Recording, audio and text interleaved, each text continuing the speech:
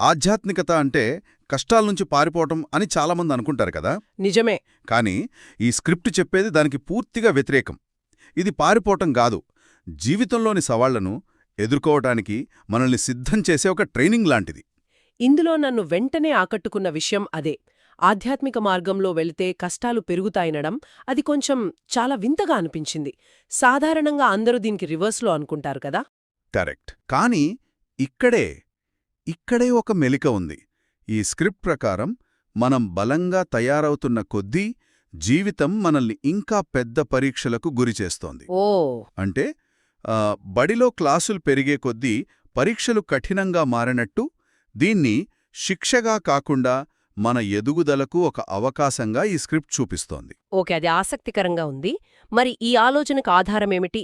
ఎక్కడ్నించి తీసుకున్నారు? దీనికి భగవద్గీతలోని ఒక ప్రసిద్ధ శ్లోకాన్ని ఆధారం చేసుకున్నారు.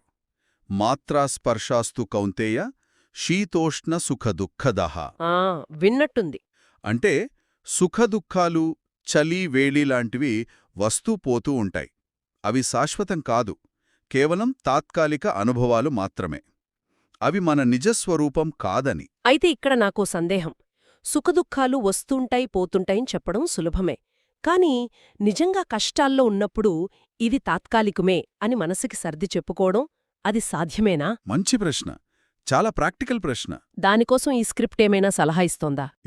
ఇక్కడ ఈ స్క్రిప్టు తితిక్ష అనే ఒక శక్తివంతమైన పదాన్ని పరిచయం చేస్తుంది. తితిక్ష. అవును. తితిక్ష అంటే ప్రశాంతమైన సహనం లేదా ఓర్పు.